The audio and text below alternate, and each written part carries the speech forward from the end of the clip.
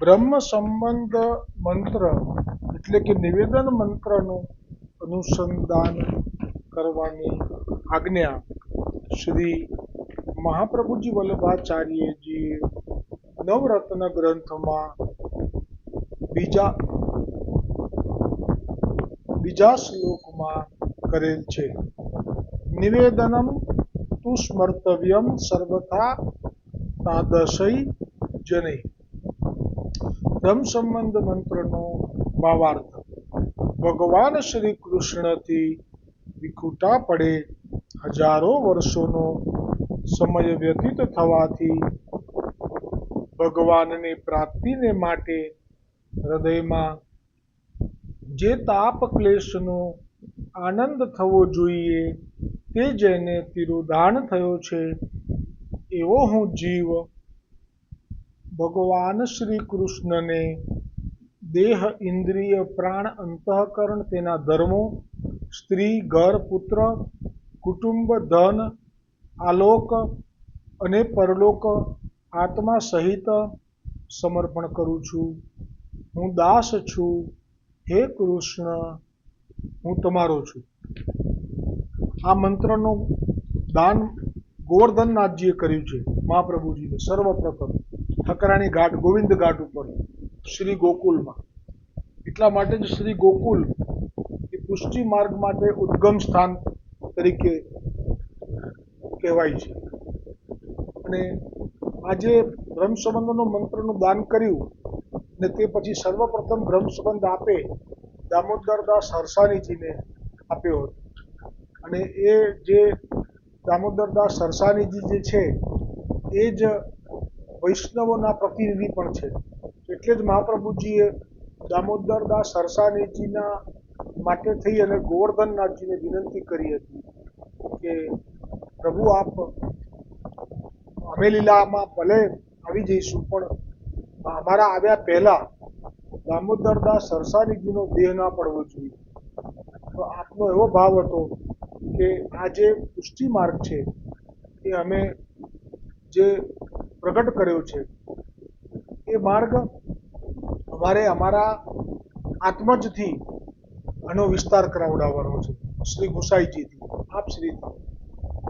તો ભય બાધક હતી કેમ કે આપે જ્યારે ત્રીજી આજ્ઞા થઈ અને આપે નક્કી કર્યું ત્યારે તો ગુસાઈજી હજી તો ભય કાચી છે. જો કે બ્રહ્મ સંબંધ આપવાનું તો આપે જ આજ્ઞા કરી અને સર્વપ્રથમ નાગજી ભટ્ટને બ્રહ્મ સંબંધ અપાવી દીધેલો આપણી સામે જ. પણ પછી આપે આ કારણથી જ કે હવે અમે જે આ સિદ્ધાંત રહસ્યનો ગ્રંથ મૂળ પાયાનો કહેવાય છે પુષ્ટિ માર્ગમાં કે શ્રાવણની રાત્રિએ 12 વાગે જે લીલા થઈ હતી એના એક સાક્ષી છે. અને આ જ આ વાતને અમારા આત્મજ ગુસાઈજીને યોગ્ય સમયે પહોંચાડશે. તો ગુસાઈજી તો સાક્ષાત પ્રભુ છે, પૂર્ણ પુરુષોત્તમ છે. એમણે તો બધાને દર્શન આપ્યા છે. જે અધિકારી જીવોને શરણે લેતા પહેલા એ બ્રજના રસો વૈષ્ણવને આપ્યા છે.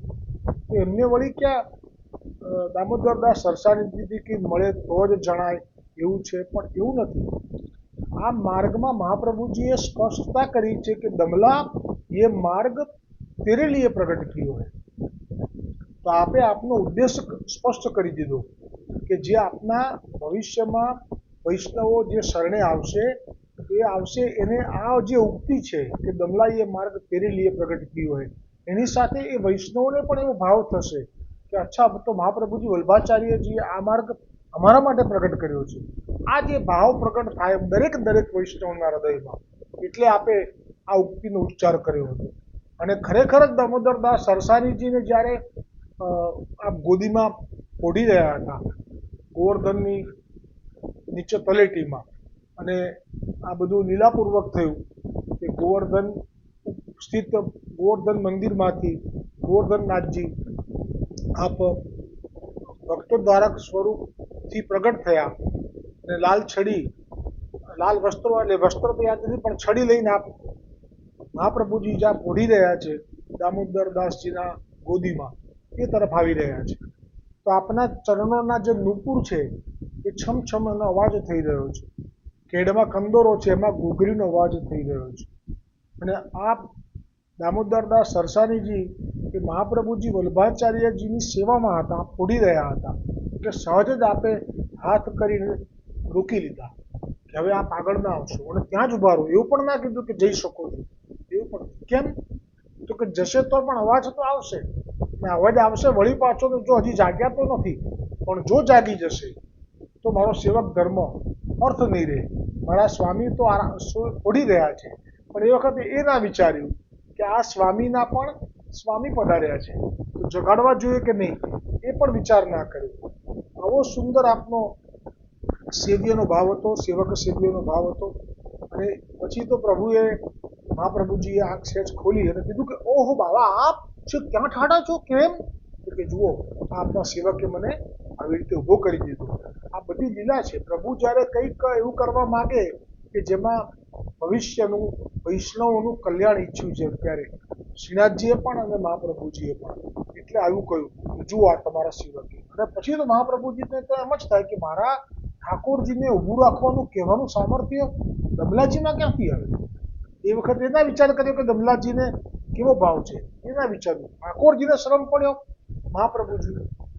સ્વામિનીજી છે ને પાછા એ ભાવ તો ભૂલવાનો જ નહીં. સગા ભાઈને ઠાકોરજીને ખેલમાં ઘોડો કરાવડાયા ઠાકોરજીને, કારણ કે હારી ગયા. જે હારે ઘોડો થાય એ શરત હતી રમતા પહેલા. અને સ્વામિનીજી એટલે કે જે કીર્તિજીને ત્યાં પ્રગટ થયા હતા સ્વામિનીજી વૃષભાનુજીને ત્યાં જોડે જોડે આ શ્રીદામાં એમનો ભાઈ છે, સગો ભાઈ છે કે કાકાને મને બરાબર પ્રમાણ હજી નથી મળ્યું, પણ ભાઈ છે. અને ખેલ આ પ્રસંગ પેલા એમાં આવે છે સુથાર 84 વૈષ્ણવમાં અડેલ કોઈ એક સુથાર, એમાં 84 વૈષ્ણવમાં વાંચજો તો ખેલ્યા તો હારી ગયા પ્રભુ લીલાપૂર્વક, તો ઘોડો થઈ ગયા, શ્રીદામાં ઉપર ચડી ગયા. અને આ વાત કોઈએ કરી દીધી સ્વામિનીજીને, અને સ્વામીજીએ આપી દીધો શ્રાપ, એટલે અહીંયા અડેલમાં સુથાર થયા. અહીંયા એ જ વાત થઈ ને, સ્વામિનીજીએ જાણ્યું કે મારા ઠાકોરજીને ઊભા કરી દીધા, એટલે દામોદરદાસ સરસાનીજીને શ્રાપ આપ્યો અને કહ્યું કે તારે હજી 10 જન્મનો અંતરાય પડશે. આ 10 જન્મનો અંતરાય એ મહાપ્રભુજીએ જે માગ્યો છે એ સાબિત થયું. કેમ કે પછી મહાપ્રકાશમાં આવે છે આ પ્રસંગ પછી કે દામોદરદાસ સરસાનીજીને પણ દુઃખ નથી થયું, પ્રસન્નતા થઈ કે મને પણ 10 જન્મો સુધી મહાપ્રભુજી વલ્લભાચાર્યજીના ગુણગાનનો અને મહાપ્રભુજી વલ્લભાચાર્યજીના વૈષ્ણવોની સેવાનો લાભો મળશે. આવો અંદર ઉલ્લેખ છે. એ ક્યારે છે? જ્યારે ગોકુલનાથજીના આખ્યાનમાં આવે છે કે માર્ગની સ્થિતિ બીજા 50 વર્ષ વધે અને પછી વધે છે. અને એ વખતે કંઈક વાત આવે છે, એવું કંઈક છે, હું ભૂલ્યો છું અત્યારે. બસ તો પછી આજે આ પ્રસંગની અંદર આપણે ગોવર્ધનનાથજીની અસીમ કૃપા છે, મહાપ્રભુજીની પણ અસીમ કૃપા છે કે જ્યાં સુધી ભૂતલ પર વૈષ્ણવો છે ત્યાં સુધી દામોદરદાસ સરસાનીજી પણ વારંવાર પ્રગટે છે. પણ કેવા? પંચ આ દેહથી નહીં, પણ વૈષ્ણવોની અંદર આવેશ રૂપે પ્રગટે છે. અને જેમ કે અચ્યુતદાસજીના હૃદયમાં પ્રગટીને મહાપ્રભુજીએ સ્વયં કહ્યું હતું ગુસાઈજીને, પણ હવે એ જ દામોદરદાસજી એ આ બધા વૈષ્ણવના હૃદયમાં પ્રગટ થઈ અને આ રીતે આવેશ રૂપે આપનું પ્રાગટ્ય થાય છે. એવું આજનું આ સુંદર સત્સંગ હવે એને એક દોડ સાથે આપણે વિરામ તરફ લઈ જઈએ છીએ. આજે તો આપના જ ચરણોના નજીક બેસવાનો અવસર મળ્યો જ છે, એ જ દોડ લઈ લઈએ છીએ.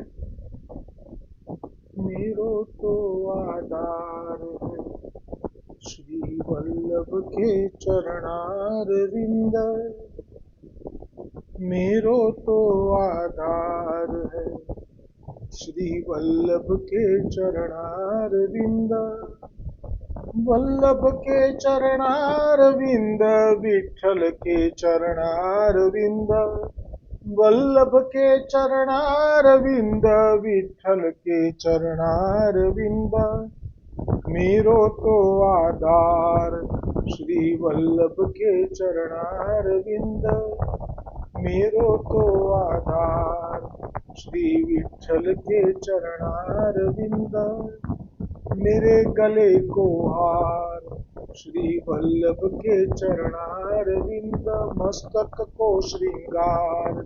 श्री वल्लभ के चरणार विंद कलयुग में उद्धार। श्री वल्लभ के चरणार विंद सर्व जगत को सार। श्री वल्लभ के चरणार विंद निरखूं बारंबार। श्री वल्लभ के चरणार विंद गाऊं बारंबार। श्री वल्लभ के चरणार विंद जाऊं मैं बलिहार। श्री वल्लभ के चरणार विंद वल्लभ के चरणार विंद विठ्ठल के चरणार विंद वल्लभ के चरणार विंद विठ्ठल के चरणार विंद मेरो तो आधार।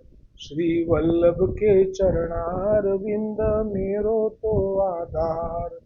श्री विठ्ठल के चरणार विंद।